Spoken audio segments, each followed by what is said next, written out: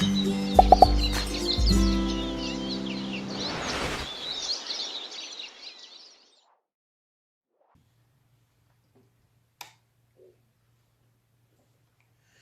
الله الرحمن الرحيم الحمد لله رب العالمين والصلاة والسلام على أشرف الأنبياء والمرسلين سيدنا ونبينا وحبيبنا محمد وعلى آله وصحبه أجمعين ومن تبعهم بإحسان إلى يوم الدين رب اشرح لي صدري ويسر لي أمري واحلل عقدة من لساني يفقه قولي ما بعد. السلام عليكم everyone. عليكم السلام ورحمة الله وبركاته. Inshallah, how's everyone doing today? Good. Alhamdulillah. Is this the first Saturday after school started or second for you? Starts next week. Starts next week? Okay. Second. First for me, right? First for you. Today, and tomorrow second, and then school starts again after. Alhamdulillah. You know, I remember very vividly my first day of school. I think I mentioned it on Friday Friday before last Friday. You know, when I went to school, I was in Montreal, and when I started school, I was in Montreal, and at that time there was no JK. Right? There was only one kindergarten, which was when you were 5 years old, you would go to school. And I remember I woke up, I think for Fajr, and then I couldn't go back to sleep, and I kept looking outside when it was going to get bright, and the sun wasn't coming out quick enough. And then I remember I peeked in the kitchen and my parents were having breakfast. My dad was about to go to work. He would leave at 6 in the morning. And finally, you know, the time came and I was so excited and a little bit scared. Went outside for the bus. Luckily for the bus stop was right outside my house. And, you know, even though I was born in Montreal, we never spoke English at home. So when I went to school for the first time, I knew only 5 words, which my mom had taught me in English. And those were bathroom, and I missed the bus. Okay? So those were literally 5 words that I knew when I went to school. Any English words that I knew. And it was a little bit hard at first, but my teacher, Mrs. Rowan, was really happy that I actually didn't know any English. When my dad told her that, you know, my son knows only 5 words, I don't think he said 5 words of English, but he said, you know, my son doesn't really speak English because we don't speak English at home. She said, oh, that's wonderful. And she was happy because she got a clean slate to teach me as she wanted to. Then when I was in grade 4, I remember grade 5, I used to have a really hard time writing. Like I knew how to write. Like I wrote a little story. I still have a little storybook I wrote in grade 1. I have it somewhere. And I drew the picture and I wrote it. So I was okay in writing. Like I had no problem, alhamdulillah, spelling, writing. But when it came to writing compositions, writing stories, I wasn't able to do it. So in grade 4, grade 5, we were supposed to have a portfolio of, we had a folder and we were supposed to do a certain number of stories or compositions and poems and different types of writing. And I was the last one in the class. Like I was always behind in completing those. And subhanAllah, when I got to grade, so I used to be really good in math and science and stuff until grade maybe 10. And then grade 11, I had a switch. I don't know what happened. And my math went down, and my English shot up. SubhanAllah, next thing you know, I actually get into university in the journalism program, right? And then graduate with a journalism degree, alhamdulillah, and get an opportunity to work as a reporter at the Toronto Star, which is Canada's largest newspaper, and at the Montreal Gazette, which is also one of the major daily newspapers in Canada. Alhamdulillah. The reason why I mentioned that is that just to tell you that I started off as this kid, right, who spoke only knew 5 words of English, right, when I went into kindergarten. Alhamdulillah, by the time I finished everything, I got into university, alhamdulillah, I actually wrote, you know, an English, I wrote for newspapers that got published, alhamdulillah, and alhamdulillah, my English is fine now. So it was a good experience, alhamdulillah, overall in school. However, you know, times change, and even then there were certain challenges, right? And if we make the right choices, if we make the right decisions, we can get through those challenges okay, inshallah. But if we end up making the wrong decisions or the bad choices, then that can take us down a very different path. But before I get into that, I want to ask you, how do you feel about going back to school? One word. Yes. Happy. Okay, very good. Yes. I feel good. Inshallah. Very good. Yes. I feel excited. Excited. Inshallah. Very good. Anybody who doesn't feel so positive? I feel good. Inshallah. Yes. Are you going to say something? I feel bored. Feel bored. Okay, it's good to be honest. No problem. Anybody else? Yes. Nervous. Nervous. Sad. Sad. Yeah, holidays are over, right? Vacation's over, you go back to school, back to the routine. Yes. Anybody else like to share? Don't be shy. I mean, I think whenever I went back to school, it was like the first time I went to school. Of course, I was very excited, but then I think after that, it's always a bit of a mix of emotions. So you feel sad about vacation ending and being able to sleep in the morning, and having to get up and go to school and work. But then at the same time, if you get to meet friends, you get to learn new things, sometimes it's good to be in a routine, and obviously it's good to be productive and to be in a situation where we are learning new and learning good things, right? So whatever you feel, that's fine. There's no right or wrong answer. But of course, if we are the most important thing we want to develop inside of us is the love of learning, right? We want to be people who love to learn new things. We want to be people who are curious about wanting to know things and wanting to explore and wanting to learn, right? That's probably one of the greatest things that can help push you through school. And actually, if you have that, you don't need to be pushed. You're driving yourself, right? That is your engine, essentially, right? That is your engine in school, your curiosity and your desire to learn. If you don't have desire to learn and you don't have any curiosity, you're like a car whose engine doesn't start.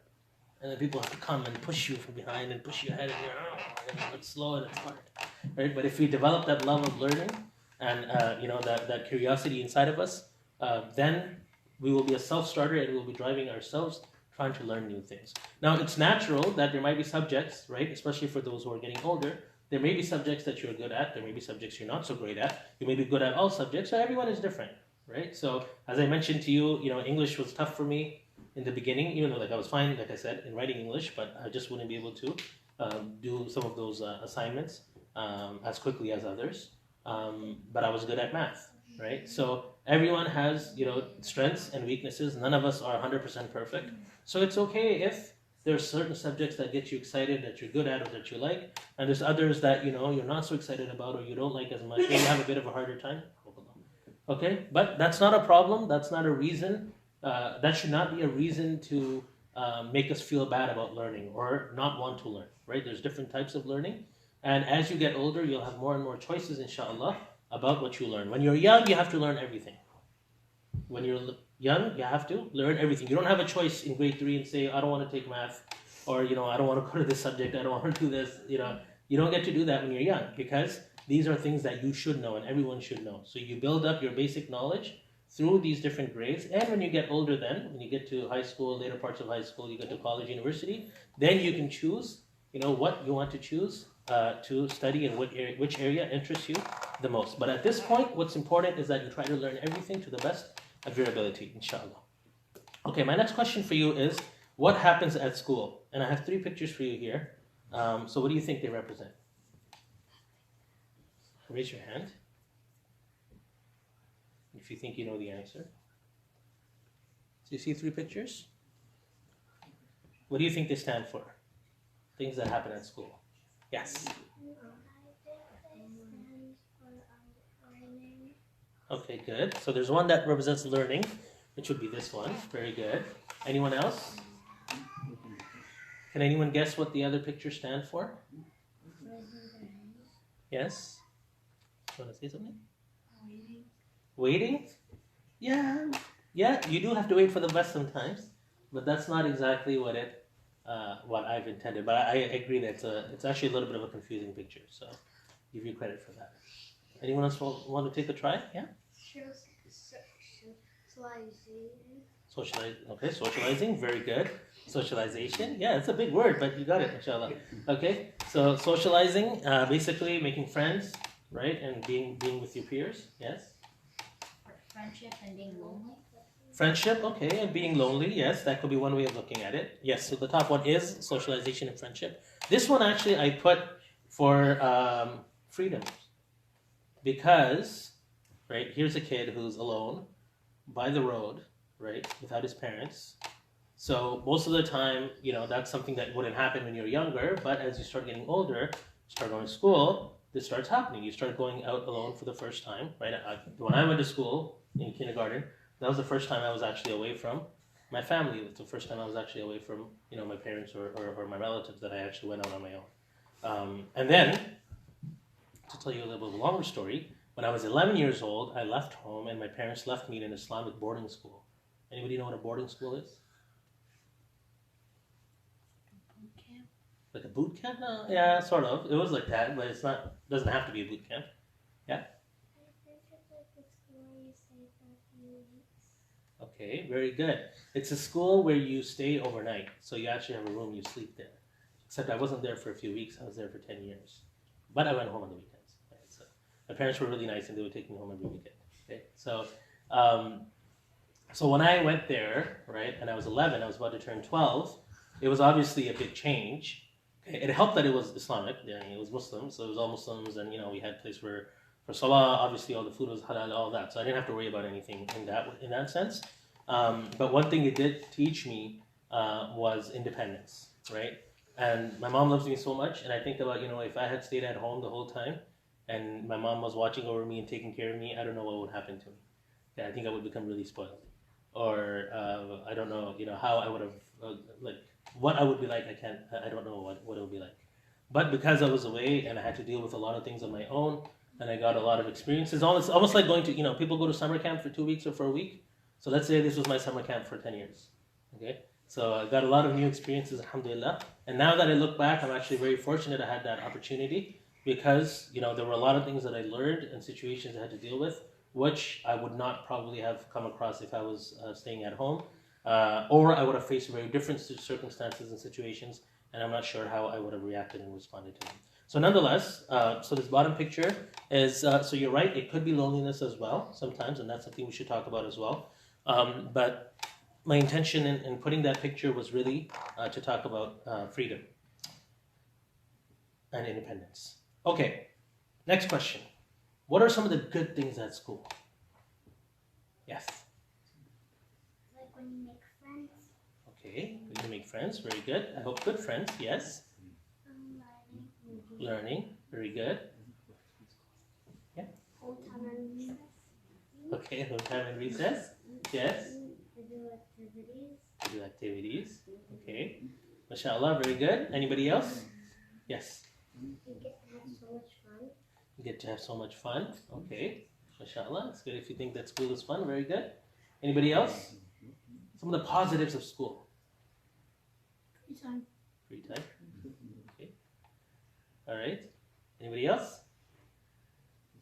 And actually, subhanAllah, if you look around, if you look at things, a situation around the world, the fact that we have, such, schools, whether it's public schools, Catholic schools, Islamic schools, the fact that we have schools and the opportunity, the ability, to be able to go safely every day, alhamdulillah, this is a great blessing of Allah subhanahu wa ta'ala. Right? There are many, many children, millions of children around the world who are desperate for even one teacher, for one class, for one notebook, for one pencil, one pen.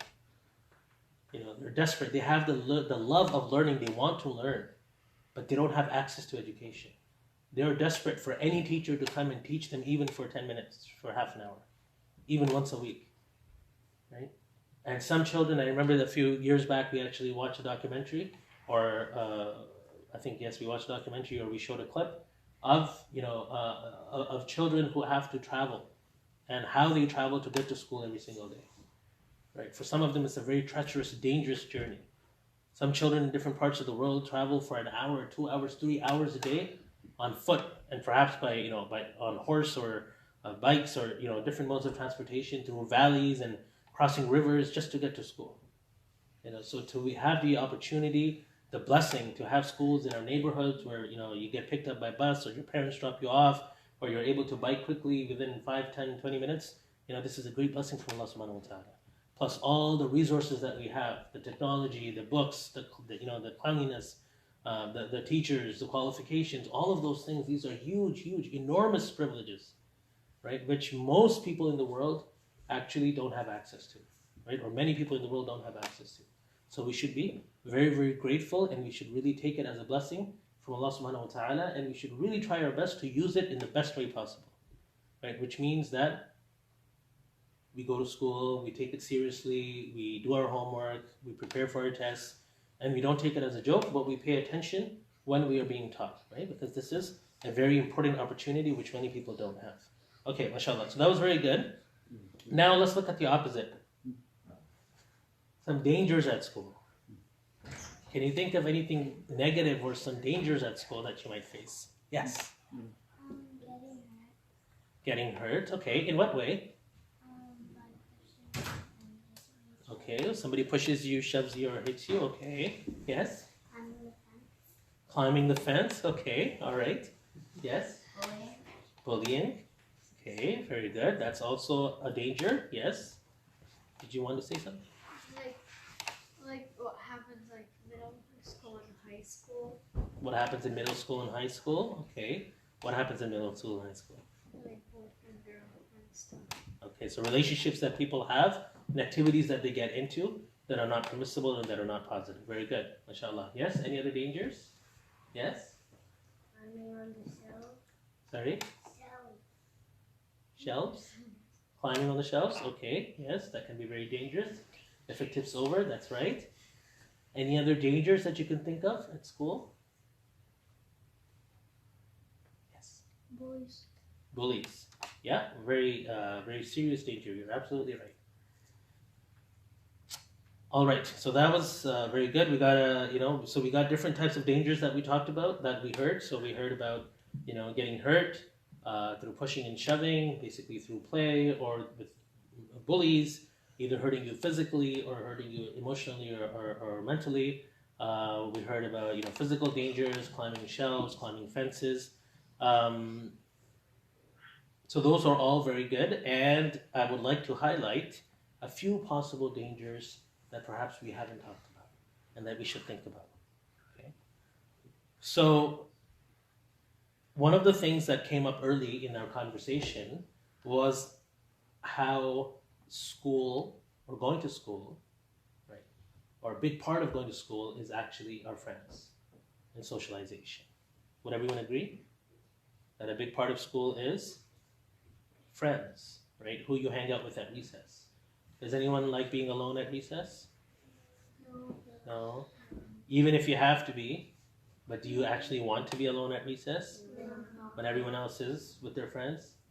No. Nobody likes to be isolated and alone. Yes, did you want to say something? I also know something else that's dangerous. Okay, what's that? Like if you're walking to school and someone kidnaps you, it's also dangerous. Very good point. So with that independence that comes with going to school alone, right, there are dangers like, for example, someone trying to hurt you, maybe a stranger, an outsider, somebody trying to give you a ride, even though they shouldn't be. So you have to be careful about things like that as well. Yeah? And I know something dangerous. Like you have to be careful when you're walking on the road since you could get run over. Very good. That's a very good point. You have to be careful about how you walk. If you're walking to school, you have to be careful on the street. If you're crossing the street, now normally you would have crossing guards, but you still have to be very careful, especially in the wintertime. That's very good. One thing that just came to mind is a case in Toronto just recently, I think it was a few days ago, where there was a school playground where someone had actually left needles. And there was a girl who was playing in the playground and she got poked by the needle. And the needle could have been dirty and they don't know if it had any other diseases in it, so she had to go to the hospital and she had to get treatment now for almost a month just to be safe. Right? So just another danger that could exist. Inshallah, it's not going to happen here, but just something to keep in mind. Okay, so we talked about socialization and friends, and while friends are great, sometimes there can be issues with friends as well.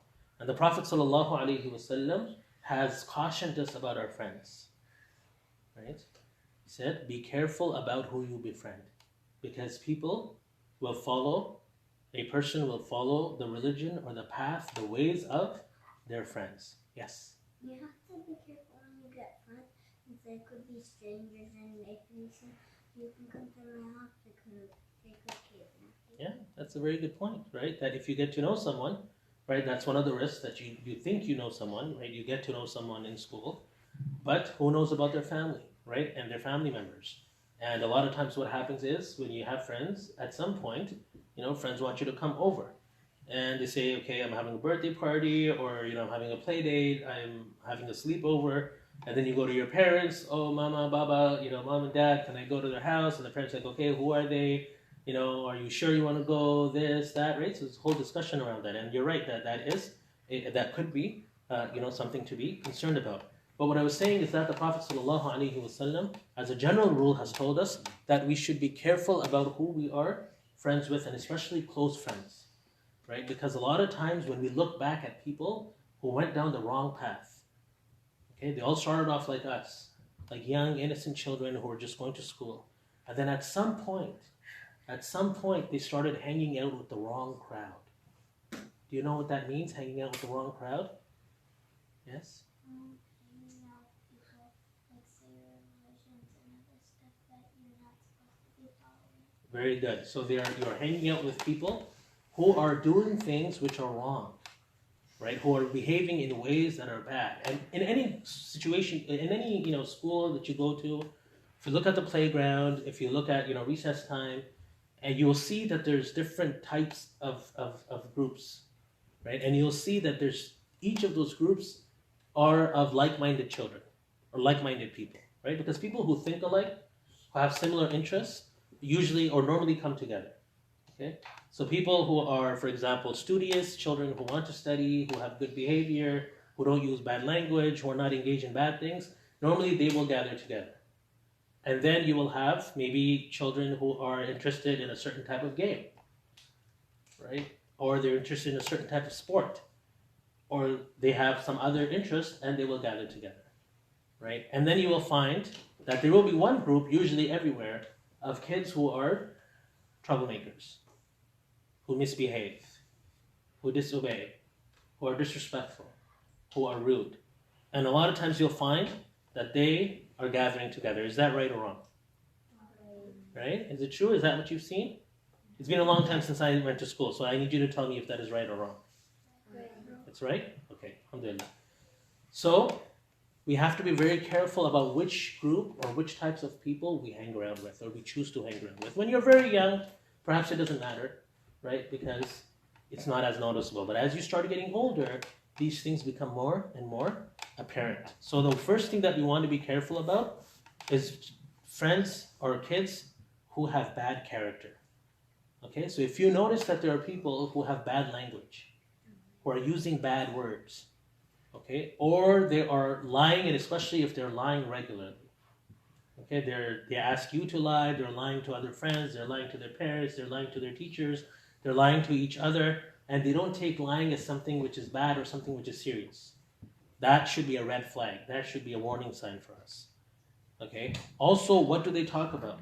Okay? Now, kids, at some point, at some age, sometimes will talk about things that maybe they don't want to talk to their family members about, they don't want to talk to their parents about, that's understandable, okay? But if they're talking about things which are really bad, which are really shameful, things that you would be ashamed about if your teachers found out, if your parents found out, things that you would be really, really ashamed about if Allah asked you about them on the Day of Judgment, that you were talking about these things, why were you talking about this? Okay? People who are very disrespectful to their parents. Okay, now depending on where you live and depending on the types of kids in your school, you may or may not witness this, but sometimes there are children who are extremely, extremely disrespectful to their parents. Maybe not when they're young, perhaps when they're getting older, but they use really bad language about their parents. Or they will say really bad things about their parents behind their back. Okay? Don't be like one of those kids. And especially don't hang around with them. Okay? And finally, I would say that if there are things, like most of the things that they are doing, you need to hide from your parents because you're worried that your parents will get worried if they find out what your friends are up to. You're probably not hanging out with the right friends. Okay? So that's the number one thing to look for. Right? Character. To see what type of people you're hanging around with, because your friends will rub off on you. What they're doing, that will become part of what you end up doing. Okay? Even if you think it's wrong. Sometimes people think, no, I'm going to go and I'm going to change them. I'm going to fix them. But guess what? There's 5 of them, there's only 1 of you. Okay, what are the chances that you're going to change them or they're going to change you?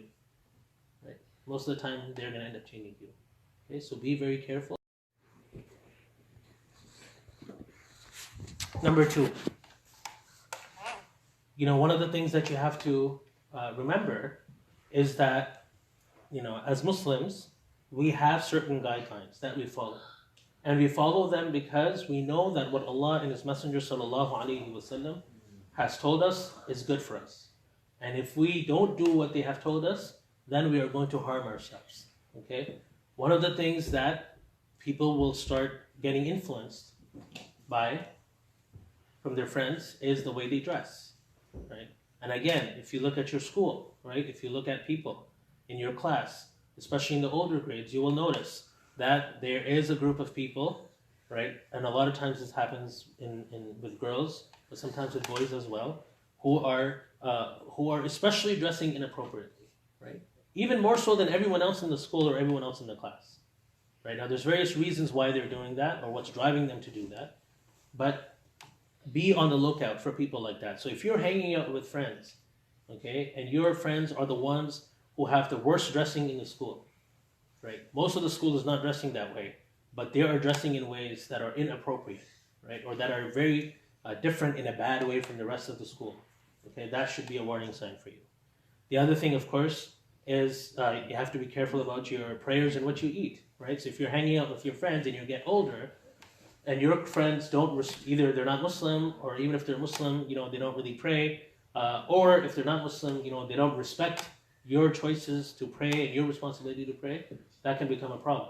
On the other hand, you can have friends who are not even Muslim, but they're respectful of your choices and your beliefs, right? I've had friends like that, or classmates like that when I was older, like in university, for example, and, we were both going to catch the train together after class, and Matt was with me, and I'm passing by the musalla. So I said, okay, Matt, you go onto the train.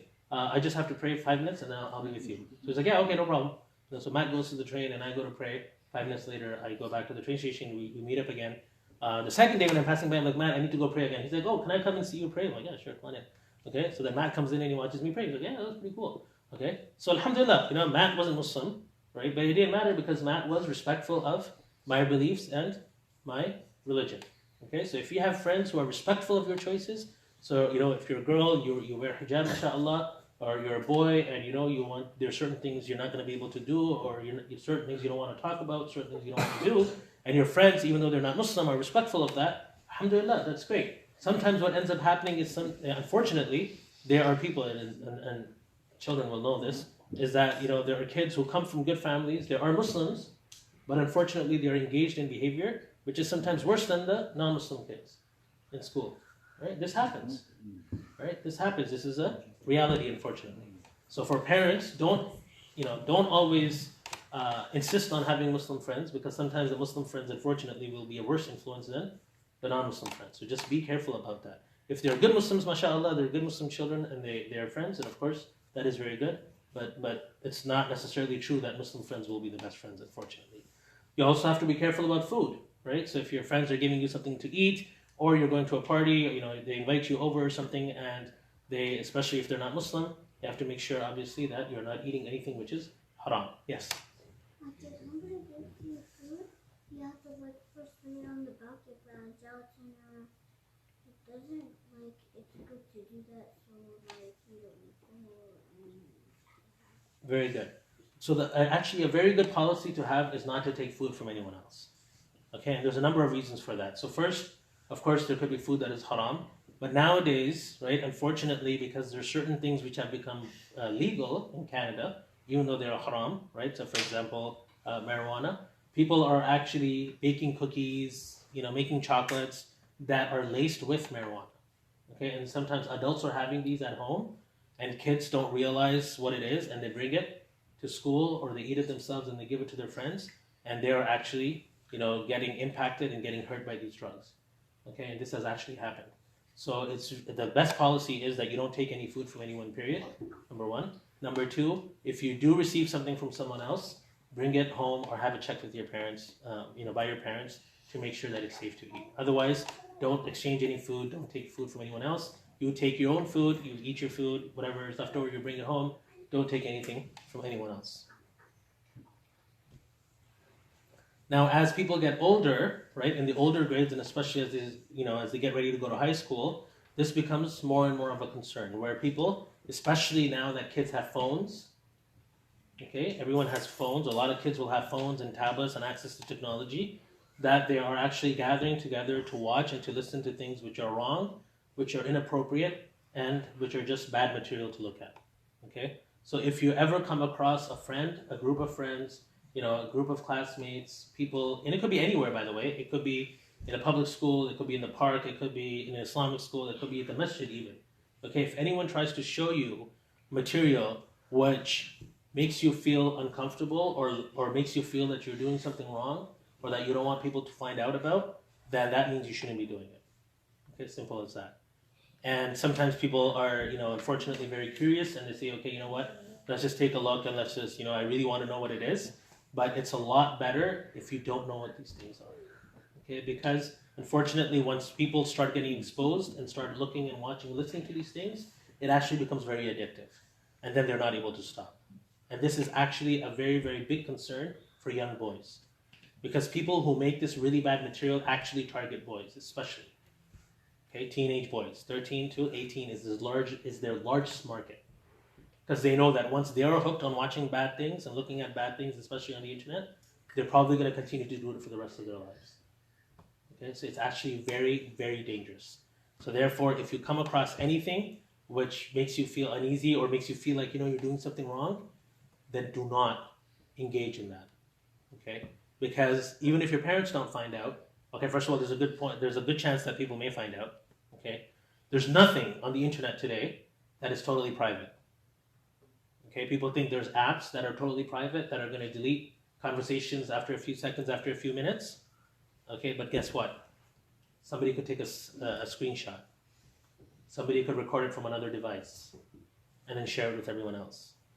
There's even cases where people thought it was deleted, but it was actually being saved on the servers and then someone hacked it and released it.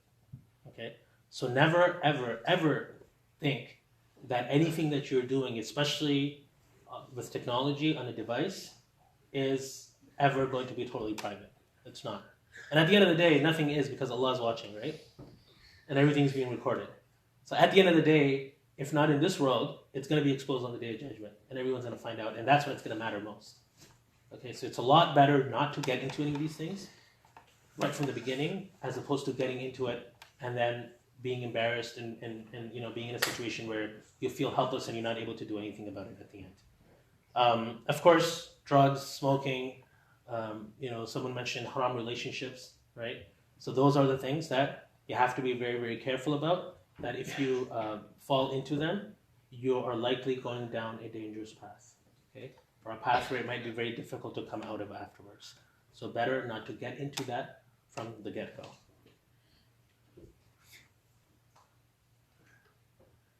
Does anyone know what peer pressure is?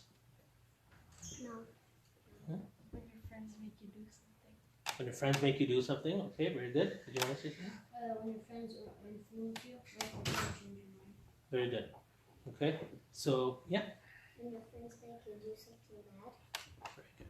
So yes, peer pressure could be good or bad actually, right? If you have peer pressure that is good, if your friends are really good and they're stopping you from doing something bad, or let's say, mashallah, they're Muslims who offer salah and they encourage you to pray, or they're fasting in Ramadan and they encourage you to all fast as well, they make you do good things, then that's great peer pressure, mashallah, that's very positive peer pressure. But a lot of times there's peer pressure that is negative, right? So especially if you are someone who follows the deen of Allah subhanahu wa ta'ala, and there's things that you're not supposed to be doing and they're bad for you, and there's others, or most people are doing them, and then there's pressure, oh, why can't you do it? Why are you not going to be able to do it? Can't you even just do it a little bit, right? So there's pressure that comes from our friends and our peers. So the question is, are we able to say no to them, right? If our peers, if our friends pressure us to do something bad, something negative, right? If they tell you, just try a cigarette, oh, try a little bit of drugs, oh, just, do this or do that, are you able to say no to them or not, right? Do they respect your choices? If you say, no, this is not something I'm comfortable with, this is not something I want to do, are they respecting your choices? And do they accept that? Or they continue to try to convince you? If you have friends who are not able to respect your choices, I strongly urge you to reconsider whether they really deserve to be your friends or not. Right? true friends should be respecting your choices. If you're uncomfortable about something, if you don't want to do something, they should not be asking you to do that. And if they continue to pressure you, then I would say there's something very problematic about those friends. Another thing, a new issue that is happening nowadays is that you might find that, there is a friend. So for example, if you're a girl and there was another girl who was your friend, and then you find out that she's actually becoming a boy. Or there's a boy who's actually becoming a girl. So this is something that is becoming more and more common nowadays. It doesn't happen everywhere all the time, but it is something that people are experiencing, okay? So the first thing I'll tell you, that if someone is going through that, okay, don't pass judgment on them, don't be mean to them, number one. Number two, also know that this is not something which is permissible in Islam. Okay, so if they are doing that, okay, that is their choice, that's their problem, but it's not something that we consider to be permissible or that we want to be doing ourselves, okay? So if you come across a challenge like that, I would encourage you to speak to your parents or come speak to me so that inshallah we can guide you on how to navigate that relationship, that friendship with that person, okay? Inshallah. But just be aware that things like that are starting to happen, and you may be encountering such situations in your school, in your class. The other thing now, potential danger, is with regards to teachers. Because we are taught always to trust our teachers. And we are taught to respect our teachers, which is actually a very important Islamic value. Nowadays, many children are actually not respecting their teachers. Okay, many students are not respecting their teachers, which is actually really bad. Okay, so you should always be respectful of your teacher. Just like you should always be respectful of your parents, you should also be always respectful of your teachers, regardless of who they are. Okay? But also keep in mind that although your teachers are usually right in what they teach you and in what they do, they're not always right. Okay? Or they may not always be right, because at the end of the day, they also are human beings, and human beings make mistakes. Sometimes, not always, but sometimes there are teachers with bad characters and bad morals. Okay? Because people are of different religions, have different faiths, have different types of things that they believe in, sometimes there may be people who become teachers who don't have the best of character. They don't have the best of morals, right? They don't have the same values, and they don't believe in the same things that we believe are important. Okay, so be careful that sometimes you might come across a teacher who thinks that things which we know are bad are actually okay and might encourage people to do that. Okay, so be careful about that. If you have a teacher who is saying things that are making you uncomfortable, or who is doing things that are making you uncomfortable, okay, whether it's in terms of ideas that they're sharing with you, or the types of things they're making you do, the way that they're touching you, the way they are talking to you, in all of those situations, if you ever feel uncomfortable, you should tell your parents. Okay, you should tell someone who you trust. So you tell your parents, you come and tell me, you tell someone who will be able to help you. Okay? Because a lot of times what happens is, unfortunately, when there are teachers who have bad ideas or bad morals, they will do things, and the students and the children will either be too afraid to say anything, or will think, maybe this is okay, this is my teacher, he or she is supposed to be always right. Why would they do anything to harm me? Why would they do anything bad? But at the end of the day, like I said, teachers are humans, can also make mistakes. So if you ever find a teacher doing or saying something that makes you uncomfortable, that makes you think that it's wrong, you should always share it with your parents or share it with someone that you trust. Sometimes you may also come across teachers who don't know about Islam, or who are hateful against Islam or Islamic teachings. And maybe they want you to change your ways. Okay? Sometimes you might come across teachers. Now, I have great respect for all of my teachers. I still remember almost every single one. And mashallah, all my teachers, even in public school, were great examples, were great teachers. Even though they were not Muslim, they were very respectful, they were very kind. And I never experienced anything negative from any of my teachers, alhamdulillah. Okay, but sometimes, especially nowadays, you may come across, depending on the school, depending on the person, you may come across teachers who either are uninformed about Islam and Muslims, so they have bad misunderstandings about who we are and what we believe in, or they are actually hateful. And maybe they won't say it to your parents, but maybe they want you to change your ways. Maybe if you're wearing hijab, they prefer that you did not wear hijab. Maybe if you are not taking certain subjects, they would like you to take certain subjects. If you are dressing in a certain way, they want you to dress differently like everyone else. If you are taking time off to pray, maybe they don't like the fact that you're praying. Okay, so you may come across teachers like that, so be careful. Be very careful about that, because at the end of the day, it's your relationship with Allah subhanahu wa ta'ala, right? And your teacher should not be the one who is trying to influence you in that way. Likewise, you may also have teachers, and this is very rare, alhamdulillah, but you may have teachers or people in authority who are racist, meaning that they are mean or unfair to you because of who you are, because of your skin color, because of the language that you speak at home, because of where you are from, because you look different, because you dress differently. Okay? Now, one thing I want to caution you is that sometimes what happens is that people who are minorities, like we are minorities, you're a smaller group and a larger group, when something happens to them for a reason which they don't like, they say, oh, he or she is just being racist. Okay? So for anything that happens to them that they don't like, they come up, their response to everything is, oh, you're just being racist. Okay? Or sometimes they even use that when they know that's not the case, to make people look bad. And that is really, really bad. Okay, so I'll give you an example. So there's a student in class, okay, who is a Muslim, who is of a different skin color, has a different name than perhaps everyone else, and this student is not doing their work, or they're causing trouble in school. Okay, they're not studying properly, they're not doing their homework, they're being disruptive, and they get in trouble, as they deserve to. But now they're going to say, no, this teacher is just being mean to me because they're racist. Okay, she doesn't like me because I'm Muslim. But the reality is, they didn't get in trouble because they're Muslim, they got in trouble because they were being bad, or they weren't doing what they were supposed to. Okay? So don't ever use that as an excuse for bad behavior, or to get away, okay, or to make false accusations against people. Because it not only does it make you look bad, it makes the entire community look bad. Okay? So don't do that. It's really wrong. Okay? And of course it's lying, so you shouldn't be lying. Okay? But if you come across a teacher or even a student who is being mean to you, being rude to you, and you really believe they're doing it because of who you are, you should really tell someone. You should tell your parents, you should tell the principal, and if nothing happens, you should come tell me, tell someone you trust, and inshallah we will escalate it within the school board, within the school, and make sure that it stops, inshallah. Okay, so be on the lookout for such behavior as well.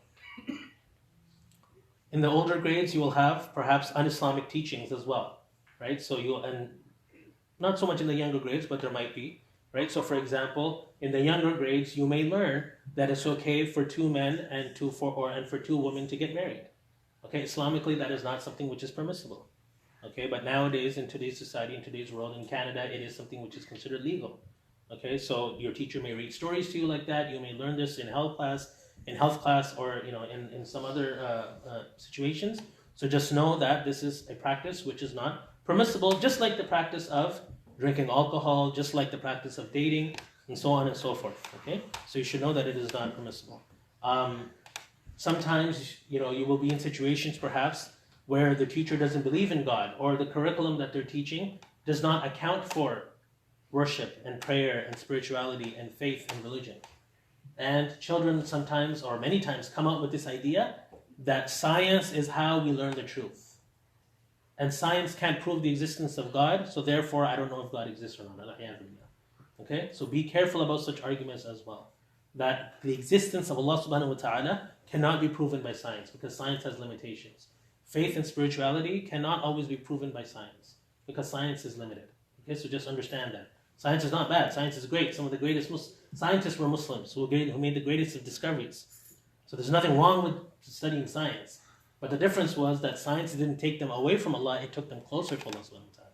Because they knew that the science and discoveries that they were making, it was all part of Allah's creation. And it made them appreciate and love Allah subhanahu wa ta'ala more. Freedom. Okay?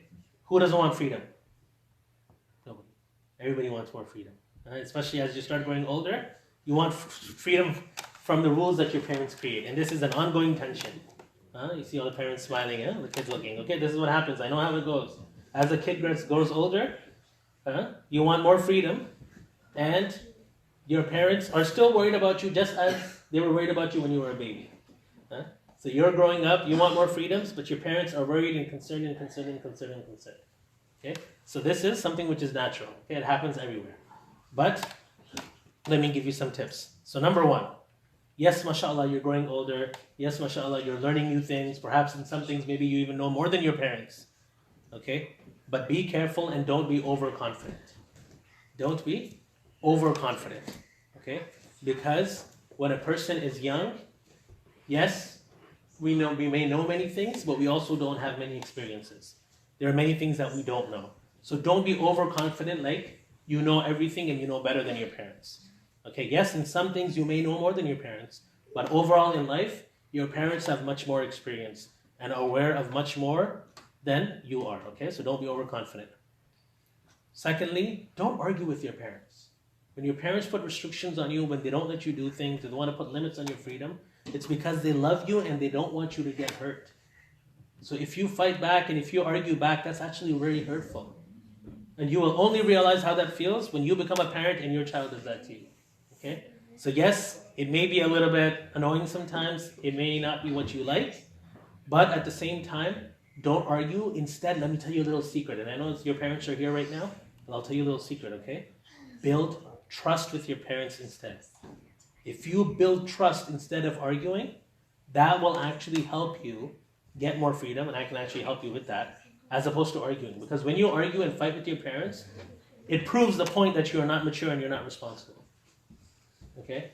So instead of arguing and fighting, prove to your parents that you are becoming more mature, you are becoming trustworthy, you are more responsible, and inshallah they will trust you. Okay? But if you don't build that trust and instead you just argue and you want more freedom, it's not going to happen. It's just going to make situations worse. Okay? One little tip is do some things on your own that your parents want you to do. Take initiative. Okay? Let's say one day you start picking up your dishes and washing your own plate. How do you think your parents are going to feel? Okay? They say, oh wow, what happened? Wow, my child is becoming responsible. Wow, they're actually picking up after themselves. Let's say one day you clean your room without your parents telling you. And you say, Mama, Baba, come look at my room. Okay? That's going to impress your parents. Okay? So do things that are going to make your parents happy on your own. On your own, and inshallah your parents will start trusting you and will, start believing that you are becoming more mature and you're more responsible. Alhamdulillah, I was mature and responsible. Okay, so my parents, on their own said, before you get your driver's license, my dad actually said this, okay? Before you get your driver's license, I'm going to buy a smaller car so that you can practice driving in a parking lot, empty parking lot. Okay? How cool is that?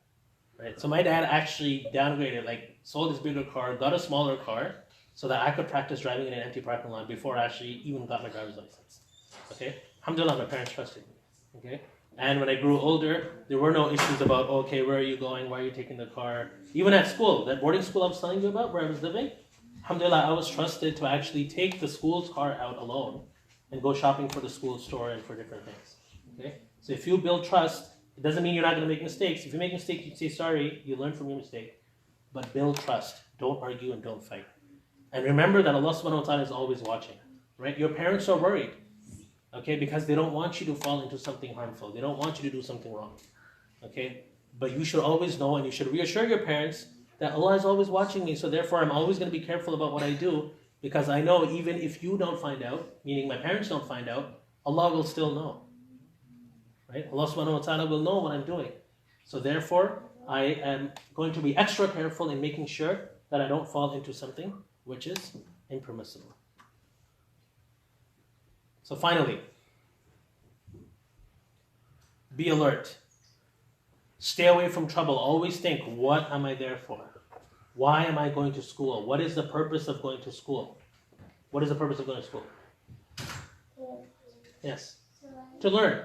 Okay, so your job is to go, learn to the best of your ability, come back home. Okay? That is your focus. Be focused on that. Make good friends. If you have friends that are bad, or maybe they were good in the beginning, and as they get older, they're starting to become bad, leave your friends. Drift away slowly. Okay? Remember Allah much. This is very, very important, because this is our spiritual protection. Okay, so ensuring that you offer your salah, and try to do it on time especially. Okay, to try to recite some Quran every day, to make some dua every day, to ask Allah for anything that you need, to ask Allah for protection. Do some dhikr, subhanallah, alhamdulillah, Allahu Akbar, astaghfirullah, astaghfirullah, on the way to school, on the way back from school. Okay? Allahumma salli ala Muhammad wa ala ali Muhammad, right? So as much as you can, try to be engaged in the dhikr of Allah subhanahu wa ta'ala and try to come to the masjid as much as possible. As much as possible, try to come to the masjid because this is the best place, this is the best place on earth, according to the Prophet sallallahu alaihi wasallam. Respect your parents and your teachers. Remember, teachers are human beings, they can be wrong sometimes. And if you have issues and differences with your classmates, then discuss them respectfully. And if you have any issues with teachers or friends, then tell your parents or tell a trusted adult about them. The last thing I'm going to say is that this beautiful hadith, the Prophet ﷺ said that the person who recites 3 times every morning and every evening this dua, okay, nothing will harm them. Bismillahilladhi la yadurru ma'a ismihi shay'un fil ardi wa la fis sama'i wa huwa as-sami'ul 'alim. Okay, it's not a very long dua. Bismillahilladhi la yadurru ma'a ismihi shay'un fil ardi wa la fis sama'i wa huwa as-sami'ul 'alim. Bismillahilladhi la yadurru ma'a ismihi shay' fil ardi wa la fis sama'i wa huwa as-sami'ul 'alim. Try to learn this dua, inshallah. Okay, if you want to take a picture of it, you can take a picture of it afterwards. I'll leave it up. Inshallah, try to learn this. Try to recite it 3 times in the morning, three times in the evening. If your children don't know it, parents, you recite it for yourself and recite it for your children. Blow it upon your children, inshallah. And inshallah, Allah subhanahu wa ta'ala will protect them from all types of harm. Remember, the most important relationship we have is with Allah subhanahu wa ta'ala. Okay? Then our parents, then our teachers, then our friends. A lot of times people flip this around and they think that their friends are the most important. But the reality is the friends are at the bottom. Then it's your teachers. Then it's your parents. It's Allah subhanahu wa ta'ala. At the top, your most important relationship is with Allah. Every single one of us, our most important relationship is with Allah subhanahu wa ta'ala.